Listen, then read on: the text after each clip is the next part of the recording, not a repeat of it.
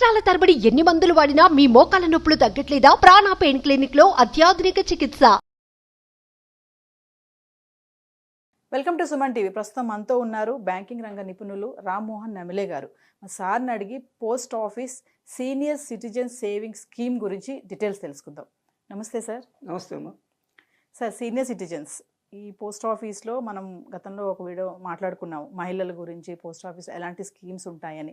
మరి senior citizens వాళ్ళు final stage వచ్చే వరకు ఎవరి మీద ఆధారపడకుండా ఉండాలని చెప్పి వాళ్ళ కష్టపడిన డబ్బులు ఏదైతే ఉన్నాయో అవన్నీ కూడా ఒక మంచిగా పెట్టుబడి పెట్టుకోవాలని ఆలోచిస్తారు.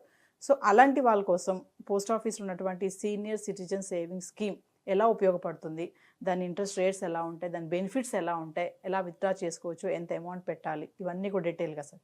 ఫినాన్షియల్ ఇండిపెండెన్సీ మనకి కొన్ని స్వాతంత్ర్యాలు ఉన్నాయి.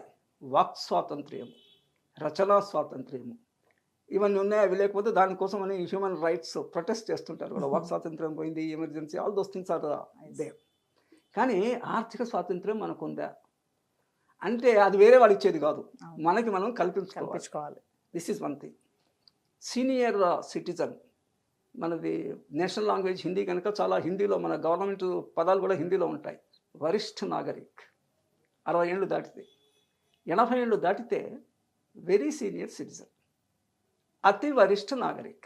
సో సీనియర్ సిటిజన్స్కి లింగభేదం లేదు, whether it is men or women. 60 ఏళ్ళు దాటితే సీనియర్ సిటిజన్. యూజువల్గా గెయిన్ఫుల్ ఎంప్లాయ్మెంట్లో ఉండేవాళ్ళు ప్రైవేట్ సెక్టర్ కానీ పబ్లిక్ సెక్టర్ కానీ they retire at the age of 60. కొన్ని స్టేట్ గవర్నమెంట్స్ 2 years ఎక్కువ తక్కువ, దట్ థింగ్స్ అపార్ట్, నార్మల్గా 60. మన భారతీయ సాంప్రదాయంలో కూడా 60 సంవత్సరాలే ఉన్నాయి మనకి. Names of the years in Telugu in Indian version. 60 years తర్వాత సైకిల్ రిపీట్స్, అవే పేర్లు వస్తాయి. ఎందుకు అనే దాన్ని మనం కొంచెం కామన్ సెన్స్ తోటి ఆలోచిస్తే అంటే అన్ని సంవత్సరాలు ఈ 60 సంవత్సరాలలో పుట్టినప్పటి నుంచి కనుక జీవిస్తే కనుక అది successful life. If you are one person is alive at the age of 60. ఆ తర్వాత అంత bonus if you are into the second cycle of the same names of the years. That is one thing. Then 60 ఏళ్ళు వచ్చేటప్పటికి దాదాపుగా మనకి appropriate age ఉన్నాయి. Appropriate age and appropriate living according to the age.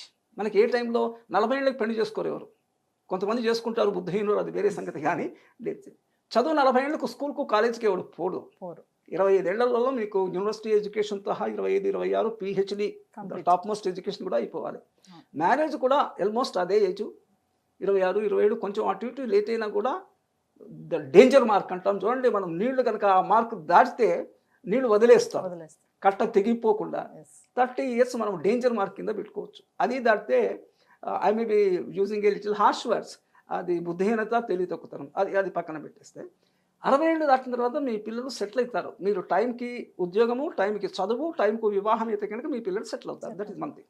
నా పెరిగిన కొడుకుతోని తండ్రికి పేచి ఉంటుంది, తల్లికి అంత ఉండదు. ఇప్పుడు పెరిగిన తండ్రి 60 ఏళ్ళకి రిటైర్ అయినప్పుడు he will get retirement benefits lump some. వాళ్ళ ఉద్యోగ స్థాయిని బట్టి 20 లక్షలు, 30 లక్షలు, 50 లక్షలు, కోటి అట్లా రావచ్చు. Approximately I'm telling. ఇన్ని డబ్బులు వచ్చాయని చెప్తే పిల్లలు అడగొచ్చు, ఇవ్వకపోతే పేచి, ఇస్తే బాధ. కనుక ఒక ఫినాన్షియల్ ప్రిన్సిపల్ ఏమంటే మన దగ్గర ఎంత డబ్బులు ఉన్న విషయము మన పిల్లలకి, భార్యకి, స్పౌస్కి కూడా చెప్పాల్సిన పని లేదు. అంటే వాళ్ళ దగ్గర ఏదో దాస్తున్నామని కాదు.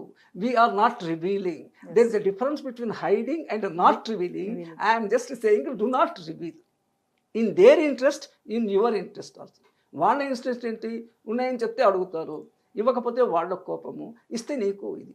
This is one thing. Then government of India ఈ 60 ఏళ్ళు దాటున్న వాళ్ళకి ఒక మంచి scheme senior citizens saving scheme 2004 నుంచి ఉంది. ఇది ఎప్పటికప్పుడు లిమిట్స్ పెంచుతూ మాడిఫికేషన్స్ జరుగుతున్నాయి. దీని కింద ఇండివిజువల్గా అంటే భార్యాభర్తలు ఉన్న ఎవరికి వాళ్ళు they can put, now they have increase the limit to 30 lakhs per person. ఇంతకుముందు 15 లక్షలు ఉన్నది, now they have done it 30 lakhs latest. దీని ప్రకారంగా ఇది నేను గతంలో మనం అనుకున్న విషయము. Post office or senior then banks. Age వాటి దీనికి ప్రాథమికంగా ఈ స్మాల్ సేవింగ్స్ స్కీమ్స్ అన్ని పోస్ట్ ఆఫీస్ ద్వారానే ప్రభుత్వం ప్రవేశపెడుతుంది. ఆ తర్వాత కొన్ని బ్యాంకులకు కూడా, అన్ని బ్యాంకులకు కాదు, కొన్ని సెలెక్టెడ్ బ్యాంక్స్కి పర్మిషన్ ఇస్తుంది.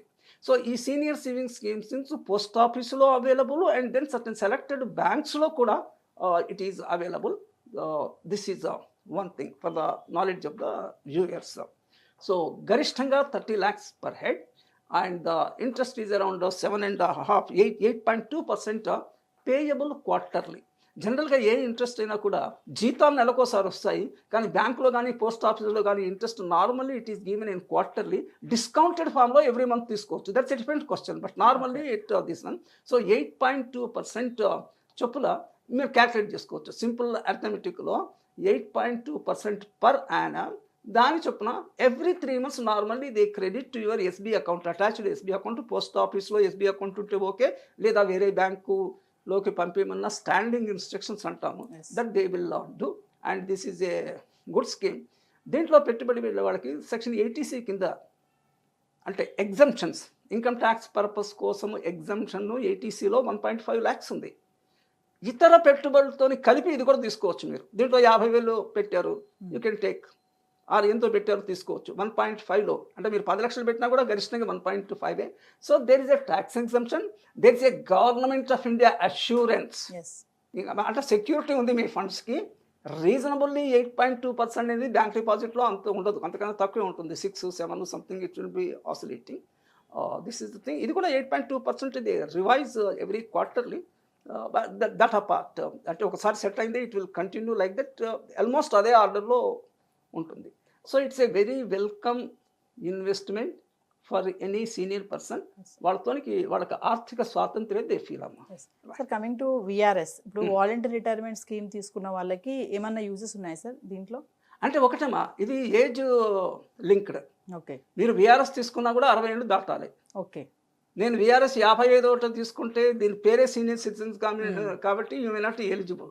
ఓకే, అంటే మీరు 60 ఏళ్ళకి లోపల వేరే బ్యాంకులో ఎక్కడైనా పెట్టుకునేసి 60 ఏళ్ళకి you have to shift to this things. Practically I have this account కనుక I can watch it more this one. Bank డిపాజిట్లో 5 లక్షల వరకే ఇన్సూరెన్స్ ఉందమ్మా, బ్యాంకు ఒకవేళ దివాలా తీస్తే. కానీ ఇది గవర్నమెంట్ స్కీమ్ కాబట్టి పోస్ట్ ఆఫీసు దివాలా తీసిన, బ్యాంకు దివాలా తీసిన ఈ సీనియర్ సిటిజన్స్కి the assurance is by government of India.